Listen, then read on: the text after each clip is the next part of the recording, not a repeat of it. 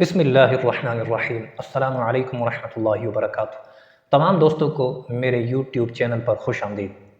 دوستو، میرے چینل پہ میری کوشش ہوتی ہے کہ میں اصلاحی ویڈیو اپلوڈ کروں۔ کوشش ہوتی ہے کہ کوئی ایسا کام کروں، کوئی ایسی بات کہوں آپ سے کہ جو میرے لیے اور آپ سب دوستوں کے لیے ہدایت کا ذریعہ بنے، کیونکہ ہمارے پیر و مرشد فرماتے ہیں کہ مجھے اپنی اور ساری دنیا کے لوگوں کی اصلاح کی کوشش کرنی ہے۔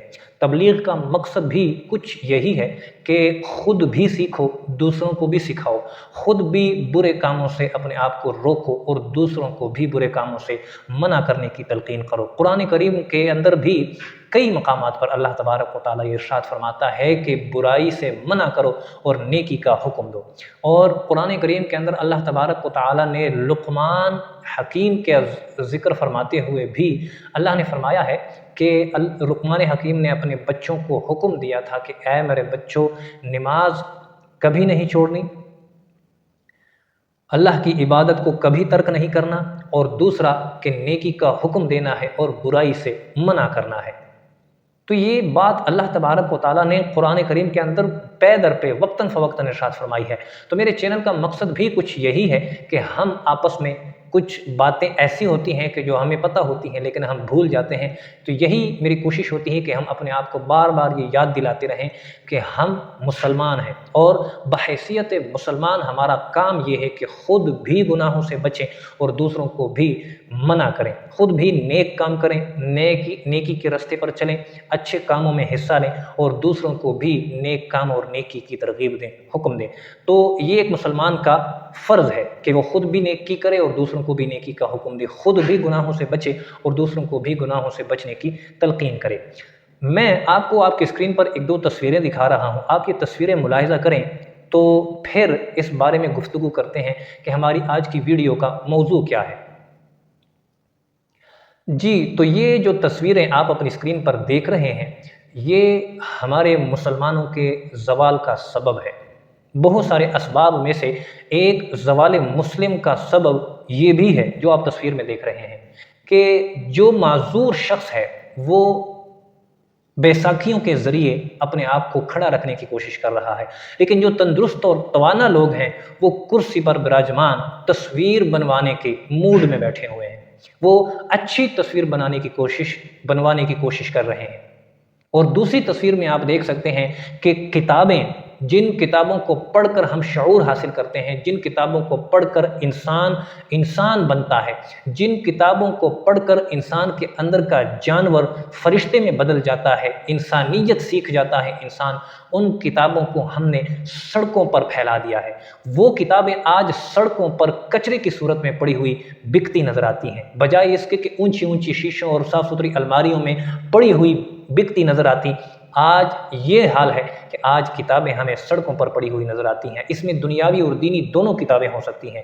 دنیاوی کتابوں میں بھی بہت ساری باتیں ایسی ہوتی ہیں جو دین سے تعلق رکھنے والی ہوتی ہیں۔ کتاب کوئی بھی ہو جس سے انسان عقل کی بات سیکھ سکے، اس کتاب کو زمین پہ نہیں ہونا چاہیے۔ کتاب کا مقام کم از کم زمین پر ہرگز نہیں ہونا چاہیے۔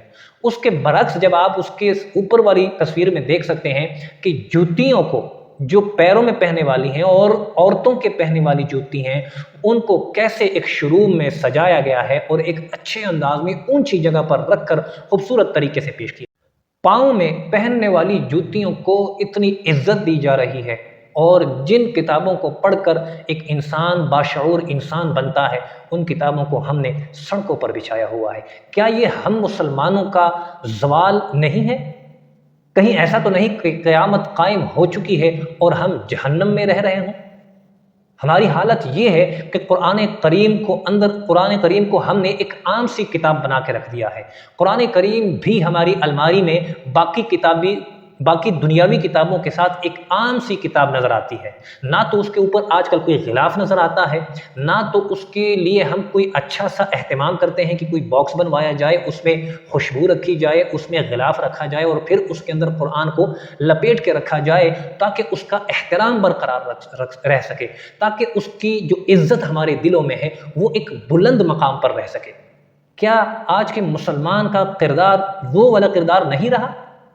اگر ایسا ہے کہ ہم نے قرآن کریم کو ایک عام سی کتاب میں تبدیل کر دیا ہے، اگر ایسا ہے کہ ہم نے قرآن کریم کو ایک عام سی کتاب کا درجہ دیا ہے، تو یقیناً ہم گستاخی قرآن ہیں، یقیناً ہم گستاخی قرآن کرتے ہیں، اور ہم قرآن کی بے حرمتی کرتے ہیں، اور ہو سکتا ہے کہ ہم یہ روز کرتے ہوں کہ اگر ہم اس کی طرف توجہ نہیں دیتے تو ہم یہ گستاخی کر رہے ہیں، ہم بے حرمتی کر رہے ہیں۔ اگر آپ کے گھر میں بھی قرآن کریم ہے اور آپ نے بھی قرآن کریم کو باقی کتابوں جیسا درجہ دیا ہوا ہے اور الماری میں باقی کتابوں کے ساتھ اوپر نیچے آپ نے قرآن کو رکھا ہوا ہے، تو آپ اپنے آپ کو ہرگز مسلمان نہ کہیں۔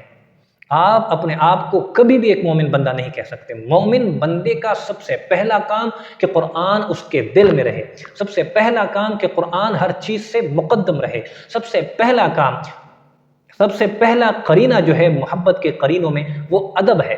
اگر آپ کے دل میں قرآن کریم کے لیے ادب نہیں ہے، کتابوں کے لیے ادب نہیں ہے، تو آپ کبھی بھی باشعور انسان یا کبھی بھی باشعور اور اچھا مومن انسان نہیں بن سکتے۔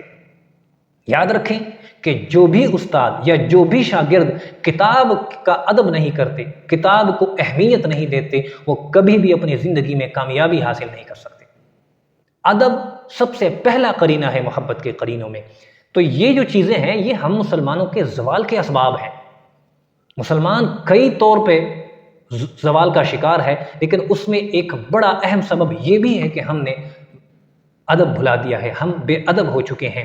ہم نے کتابوں کو سڑکوں پر سجا دیا ہے، زمین پر سجا دیا ہے، اور ہم جو چیزیں پاؤں میں پہنتے ہیں ان کو ہم نے اونچے عالیشان دکانوں میں سجا دیا ہے۔ اور اسی طرح جن لوگوں کی یا جن انسانوں کی ہمارے گھروں میں ایک اعلیٰ مقام ہونا چاہیے، جن کے لیے ہر وقت ہماری نشست خالی ہونی چاہیے کہ جب بھی وہ آپ کے پاس تشریف لائیں تو آپ اٹھ کھڑے ہوں اور ان کو جگہ دیں کہ آئیے بزرگوں آپ اس نشست پر تشریف فرما ہو جائیے۔ یہ مقام اور یہ عادت، یہ عمل جس مسلمان کا ہونا چاہیے، آج ان مسلمان لوگوں نے بزرگوں کو پچھلی لائن میں کھڑا کیا ہوتا ہے، بزرگوں کو دروازے کے باہر کھڑا کیا ہوتا ہے، بزرگوں کو ہم نے نہ جانے کس کس ایسے مقام پر کھڑا کیا ہوتا ہے جو ذلت کا مقام ہوتا ہے۔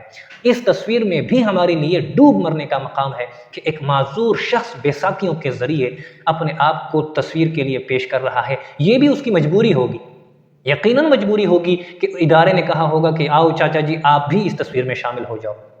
تو کیا یہ ان کے لیے شرم کی بات نہیں ہے کہ ایک کرسی ان کے لیے خالی کر دیتے اور عزت اور احترام کے ساتھ اس کو ایک کرسی پر بٹھا دیتے؟ بہت ہی افسوس کا مقام ہے ہم مسلمانوں کے لیے کہ ہم نے ادب بھلا دیا ہے، ہم نے ادب کو تار تار کر دیا ہے۔ جو ادب کا ہمارے دلوں میں پردہ تھا، جو ادب کا ہمارے دلوں میں مقام تھا، وہ ختم ہو چکا ہے۔ آج بھی اتر سکتے ہیں فرشتے اگر مقام اور ماحول بدر پیدا ہو جائے، اگر بدر کا مقام اور بدر والے لوگ اسی طرح ہو جائیں کہ جس طرح بدر کے مقام پر لوگ تھے، تو آج بھی انسان کی اور مسلمانوں کے فرشتوں کی مدد آ سکتی ہے۔ تو بات کرنے کا مقصد یہ ہے کہ سب سے پہلا ادب کا قرینہ ہے، اس کے بعد دوسرے تیسرے کی بات کی جا سکتی ہے۔ اللہ تبارک و تعالی ہمیں عمل کی توفیق عطا فرمائے، آمین۔